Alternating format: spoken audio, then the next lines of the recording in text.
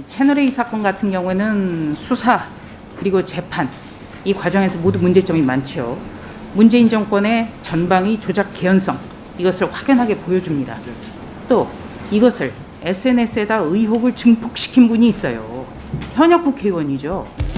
이 정황이 지금 갈수록 강해지고 있습니다. 그러면은 부끄러운 줄 아셔야죠. 이 사건 지금 진행 중이고요. 사과를 해도 지금 부족한 사안이에요, 이거는. 본인이 출신 회사인 건 알겠는데 네, 잠깐. 예. 날 보고 말씀하세요. 그게 지금 얘기할 수 있는 거예요, 본인이? 네. 그래서 제가 추가로 의원이라고 얘기를 안 드린 겁니다.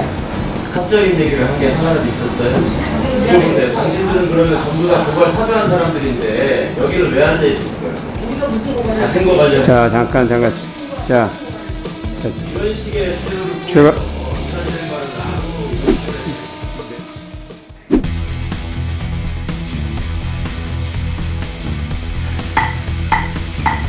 양심에 따라 숨김과 보탬이 없이 사실 그대로 말하고 그 소위 말하는 검언주착 사건의 그 시간 경과에 대해서 이게 좀 굉장히 궁금해서 장관님께서는 얼마큼 파악하셨는지 여쭤보고 싶었는데요. 이게 지금 사건이 발생한 게 드러나 있는 상황으로 보면 녹취록이나 이런 것들을 보면 2020년 2월 13일 날 이동재 백승우 기자가 부산고검에서 한동훈을 만납니다. 그다음에 3월 22일 날 채널A의 기자들이 제보자라는 지현진 씨를 만나서 녹취록을 보여주고 녹음 파일을 들려준다 이런 과정들이 이제 드러나 있습니다. 근데 3월 23일 날 보면은요, 3월 23일 날 채널A의 배혜림 법조팀장이 녹음 파일이 없다고 하자 이렇게 홍성규 사회부장에게 제안을 하고 이 사실을 오전 10시에 법조팀장이 한동훈한테 녹음 파일은 없다라고 알려줍니다. 그래서 한동훈 검사의 입장이 나오게 되죠, 이어서.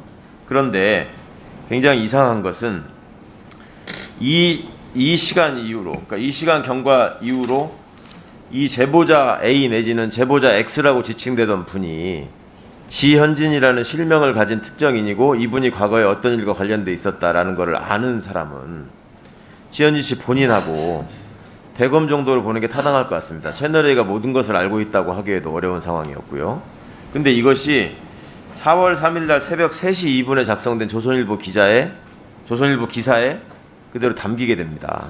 그러면 상식적으로 볼 때 조선일보가 이거를 취재할 수 있는 루트는 제보자 본인이 조선일보에 제보를 했거나 내가 그 사람이다 라고 했거나 아니면 대검에서 누군가가 조선일보에다가 흘려줬거나 아니면 대검에서 진행되는 사항을 알고 있는 사람이 대검에다가 알려줬거나 하는 거 아니겠습니까? 이 추론에 어떤 무리가 있습니까? 정밀한 분석입니다. 이런 사실이 지금 대검에서 진행되는 감찰이나 또 공수처의 수사 의뢰된 내용과 관련해서 중요한 부분으로 지적돼서 이첩됐겠죠. 수사될 거로 생각합니다. 네.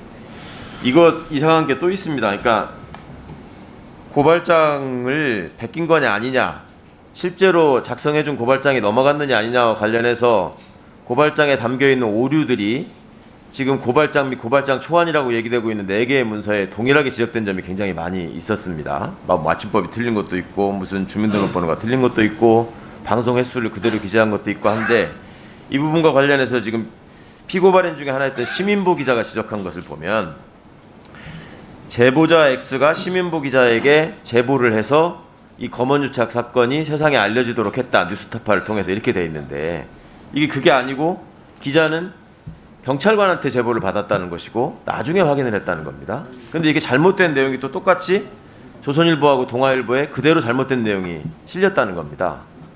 그럼 이렇다고 한다면 이것은 어떤 특정인을 염두에 두고 총장을 위해서 쭉 사찰을 해온 결과를 가지고 있었고 그 결과물들이 본인들이 이용할 만한, 활용할 만한 언론을 통해서 공유되고 그것이 기사화되었다. 그런 흔적이 여실히 남아있다. 이렇게 보는데 무리가 없을 것 같습니다. 어떻게 생각하십니까? 네, 아까 말씀드린 바와 같습니다. 네, 위원장님 고맙습니다. 네. 짧게 발언하겠습니다. 네, 1분이면 되는데요. 이 채널A 사건 같은 경우에는 수사 그리고 재판 이 과정에서 모두 문제점이 많죠. 문재인 정권의 전방위 조작 개연성 이것을 확연하게 보여줍니다. 굉장히 문제가 있는 수사와 문제가 있다고 지금 여러 가지 정황이 지금 속속 드러나고 있습니다. MBC라는 친여 매체, 이 정권 들어와서 친여 매체가 된 MBC가 검언유착으로 규정을 하면서 문제가 불거졌고, 또 이것을 SNS에다 의혹을 증폭시킨 분이 있어요. 현역 국회의원이죠. 권력기관과 들어보세요. 친여 여론, 언론에 어떻게 보면은 권언유착이에요. 이 정황이 지금 갈수록 강해지고 있습니다. 그러면은 부끄러운 줄 아셔야죠. 이 사건 지금 진행 중이고요.